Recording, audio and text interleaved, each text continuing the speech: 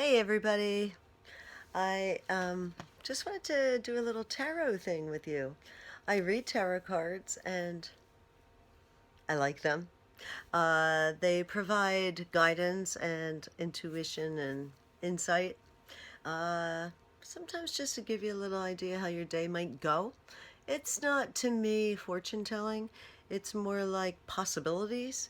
If you have a problem or a situation that you're trying to get clarity about, sometimes drawing a tarot card or doing a whole tarot spread will give you some extra insights. Maybe things you hadn't thought of yet, or ha, it can go on and on. And I should probably do some like classes about it so that you better understand if you don't know anything about tarot. But I'm not going to do that today. I'm actually going to bed soon. It's after 11. I have to get up before 5 because I'm babysitting my beautiful grandchildren tomorrow, and it'll be a very long day. It's a 12-hour day. My daughter is an EMT dispatcher or 911 dispatcher, and she works really hard. And when she's at work, I work really hard. And so probably by the time I get up and drive there and get home, it can be like a 14-hour day. But so I gotta get my rest. But I wanted to just share a little bit about this new tarot deck, semi-new. I got it a couple months ago. I've only used it a couple times, and it is called the Wild Unknown Tarot. It comes with a guidebook, um, and it's Kim Kranz is the author, and I guess she's also the illustrator of the tarot cards. I'm not sure, but if you're interested in it, you can get it on Amazon. That's where I got it. Probably other places. Um, as far as guidebooks go with tarot, if you're learning or you just want a little, extra insight, guidebooks usually come with a tarot deck. Maybe it's not a real full book. Sometimes it's just like a little pamphlet or something. It's not a bad idea to check it out. It just can enhance um, your learning and stuff. But my first tarot teacher was like, just don't even look at those. I think what she said was throw away the book. Don't look at it. Look at the cards. See what you feel about it. Maybe you'll see a story or you'll get a message just by being open and, you know, your intent for clarity. I don't think it's a bad thing to reference back to a book to get additional information that maybe you would miss. But really, we all have intuition. Um, some people, put names on it for, we use words. We use words for a lot of things, and sometimes they can be limiting, but they can also be very helpful in helping kind of define what's going on. So I love words. I'm a poet and I love literature, and I was an English major in college, so I have nothing against words, but I think our lives are so much more than words or intellect. It's heart. It's your feelings. It's your gut. It's your maybe what you can get from beyond yourself. Like some people might call it spirit or higher power or the universe or many other words. It's okay. Words are great, and like I said, it can. Never mind. That's all. I'm digressing, which I do. Anyway, so this is the Wild Unknown Tarot, and what I loved about this is it came in this great, really sturdy box, um, which opened like this. I had like a little sleeve actually that covered the box, and then when you open the box up, it says, "May you always be on an inner quest." And then there's like the infinity sign in here. I love that. And then there is a box with the tarot cards in it, and then the book on top. So really beautiful presentation, and also very sturdy to store the cards. And then the box that was sitting inside that bigger box, whoops, looks like that, still looks like that. And it says, "Welcome to the Wild Unknown Tarot. You'll find no wrong or rights inside this box. only mirrors for reflection. Open your mind, draw a card, and have fun on your journey. And I love that message because um, sometimes people think that tarot cards are like spooky or hocus pocus or gloom and doom or, fortune telling. I don't see it that way. I see it as like insight. Okay, and it's not like you don't already have a lot of answers inside of you, but sometimes a problem can kind of block us from seeing beyond that box that we're in. And if we're just working with our mind or working with our emotions, um, those things can kind of limit us and make us feel stuck and maybe not see a way out or see a way through or whatever. So, tarot can be helpful that way. I do like year spreads, and you can do a spread for a situation. Like draw cards to make a situation or a problem or a relationship or just what your year is going to look like more clear. But again, it's always just guidance. And if you don't like what the cards say, first of all, you don't have to do it. But if you draw out some cards and they don't look good to you, or what you're seeing and feeling and maybe what you read in the book doesn't feel right to you, you can discard whatever doesn't feel right or write down and come back to it at a later time, and maybe something will be like, aha, now I get it. Um, I find it very useful, and I also find it just fun, kind of fun.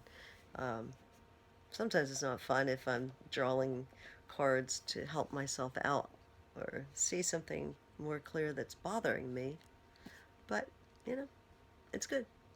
Why not use all the tools you have? So, some people might meditate or consult with somebody or pray or use something else like journal or talk to somebody. They're all good things. This is just another one of those things for me. I don't use it every day. I do readings professionally for people, but I also do them for fun for people. And on the back of the box, it shows you the four different suits in the deck. There's pentacles, swords, wands, and cups. In different decks, they might be called different things. Like the pentacles might be called coins or discs.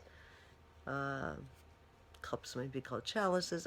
There's different ways of doing it. The traditional tarot decks, and there's a great history behind it, which we could talk about another time, are usually these four, but they can change depending on the deck. And there's also oracle cards, which are different than tarot cards. Um, there's all kinds of cool cards out there. I like them. I like art, and I like the idea of them something tangible that you can play around with, and don't take it so to heart that this is it. Oh my God. No, it's just kind of like you see something. You always have free will. If you don't like what the tarot cards say, or, if you're talking to a friend and you really appreciate their advice or insights and you think they're really wise and they're saying, this is terrible, blah, blah, blah, it's not going to work out. Well, to me, you always have free will. Uh, yeah, sometimes you can't change a bad situation that you're in. Um, we've all had times where we're like, this sucks, and I can't do anything about it. And sometimes that's pretty true. But even if it's just a mind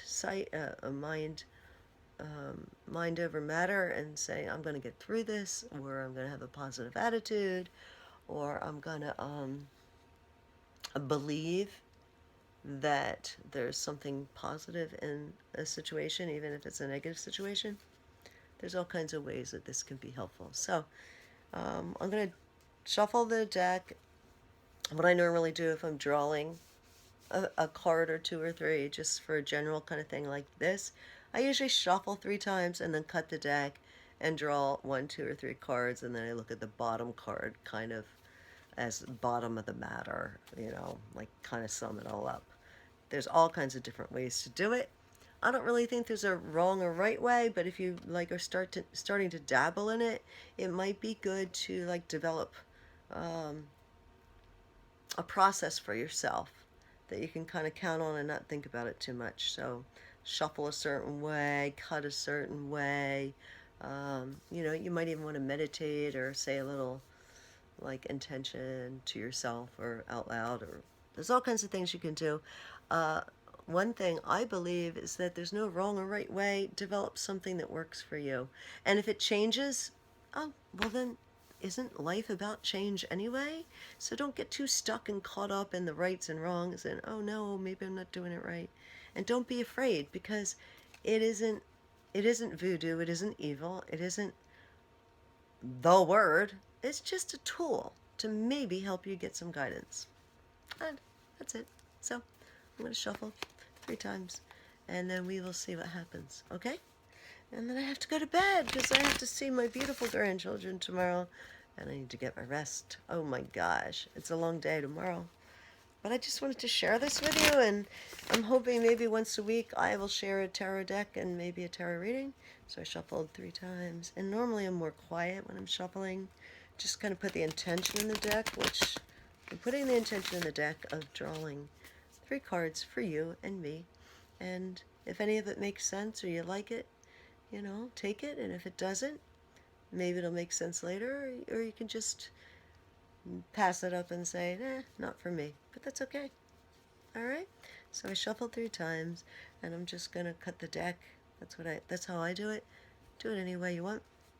And the first card we're gonna draw is death. Oh, and that's this card. A lot of times people get all freaked out about death.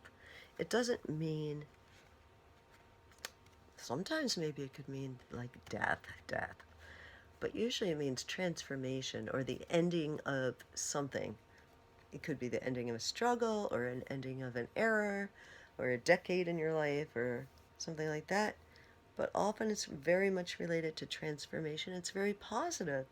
I liken it to a caterpillar in a cocoon, and there has to be some kind of dying before it emerges as a butterfly, right? There's like this process you have to go through and change.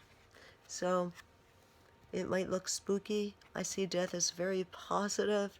Here we are, it's April, and this is spring, and flowers are starting to emerge, and leaves, and on the trees are coming out, and there's greenery, and some animals are having babies. I'm watching the birds, you know. It's just a beautiful time in nature, and it can be a beautiful time in your life. So if there's something you need to let go of, or you are in the middle of some kind of transformation, whether it's a big thing like you're graduating or um, making a big life change of one sort or another, uh, take that card and say, hey, that this is kind of like the go-ahead to keep going with it. And see what's on the other side. It'll be good. So the second card is the 12, and it's the Hanged Man. So this is, these are both major arcana cards, by the way. And when you draw major arcana cards, they tend to be a little more important than if you just draw a suit card, like to say the Two of Cups or the Three of Wands. They're important too, but these major arcana cards are like just a little more important usually. So the Hanged Man, and again, that like the Hanged Man, it shows this one shows a bat hanging out upside down, and bats do hang upside down, as we know, and it's about really like. See, the bat's not uncomfortable. He's very comfortable upside down. If we hung upside down for a length of time, it might be uncomfortable. It might be uncomfortable to be upside down in any way, depending on who you are. But it's mostly about being able to and being willing to see something from a different perspective, looking at things in a different way than maybe you're used to or want to. And sometimes that's all you need for a little clarity. So, two major arcana cards. Um, Maybe there's something in your life that you're just not able to understand, or you've been thinking about it a lot, trying to find solutions, and they're not just happening. So maybe you need to look at it from a different perspective. Either be a little more open in your thinking, or maybe put yourself in somebody else's shoes if you're dealing with another person and see how they're looking at it. Or, if you are spiritual and you like want to check check out what, if you're religious, like God or goddess or the universe or spirit or a spirit guide, or even if you're like into like animal totems, like what might somebody else or some other influence, how would they see it and what would they tell me about it? So that's good. All right, and the last card that we'll draw in the 3 card deck is the Father of Wands.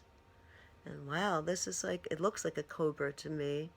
Um, Wands are usually about who you are in the world.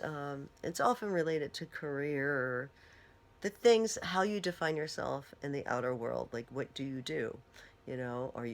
Are you a worker? Are you a parent? You're a friend?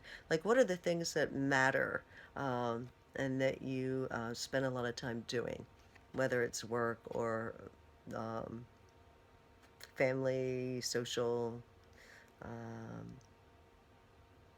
religion, teaching, friends. It can, it's endless. But the father is usually somebody um, who has come to the end of a solution. And it's like, if there's a journey through a suit, the father is like the top dog. So he's gotten through, and it's kind of like completion. So you should be feeling some completion in an issue.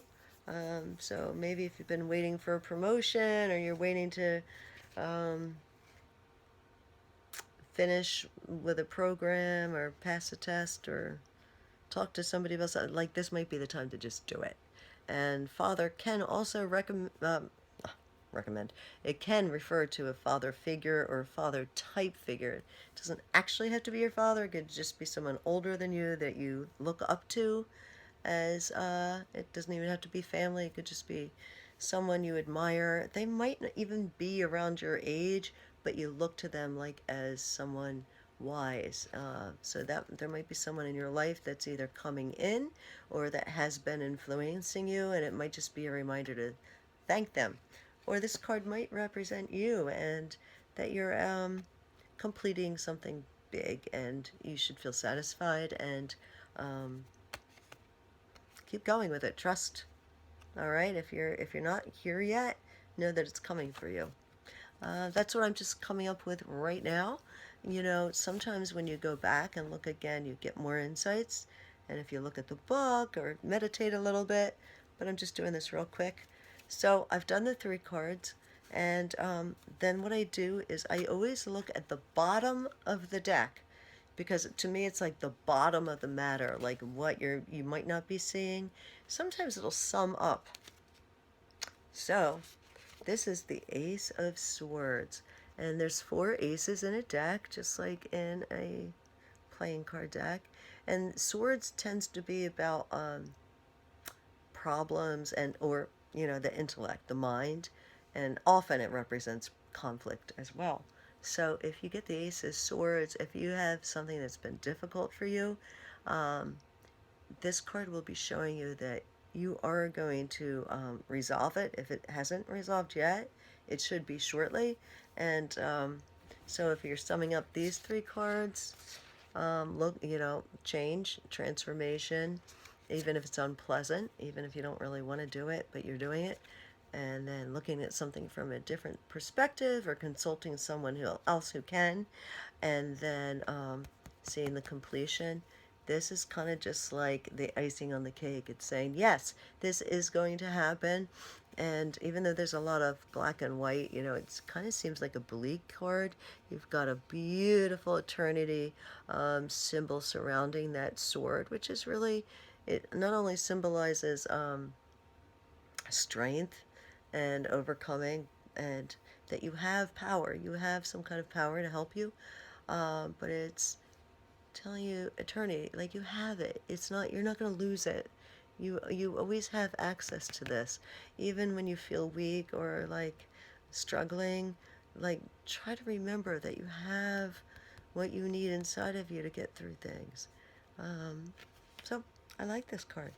And then if you wanted to go a little further, sometimes I'll look at the second from the bottom card as what is still murky or what is unclear.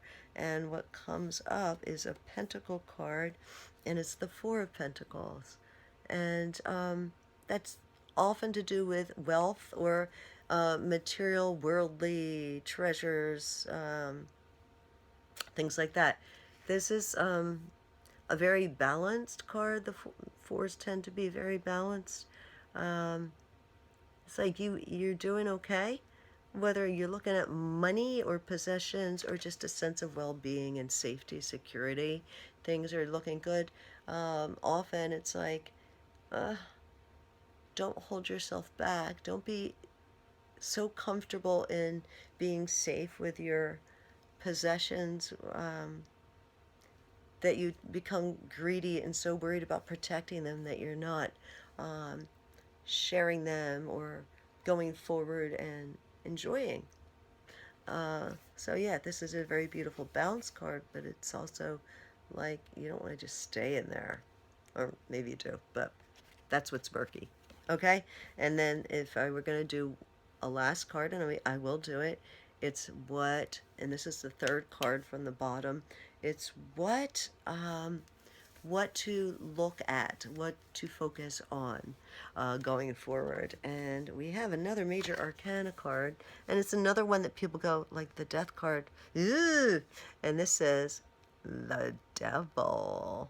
And in a lot of tarot card decks, it's really even a more unpleasant picture than this might be to some of you. The devil often refers to addiction or self-imposement, um, or you feeling trapped. Often it's a card that people who are in a bad situation, whether it's an abusive situation, it can indicate a really terrifying, terrible time in your life, or it could go back to even childhood. But the devil does not own you. There's always a way out. Okay, even if it doesn't feel like it. A lot of the times it's about looking for the open door or looking for the escape route or looking for a way to lift the chains off your own neck and be free. So it's not like you are totally being suffocated, although sometimes you feel like it. Um, Again, it's really about self um, strength and free will. So even though a lot of times we're in bad situations that we didn't ask for, um, even if you feel powerless at the time, do know that there'll be opportunity to get out of it, and you don't have to stay there forever. So this is what is to address, and I can understand this for myself. Maybe you'll understand some or all of this for you. I hope that you found this interesting, and we'll do this again. Okay. Blessings to you. I hope you got something out of this. If you have any questions, you can make comments, and I'll be happy to do a reading, maybe for an individual, or, maybe once a week, just on here. Okay. Peace.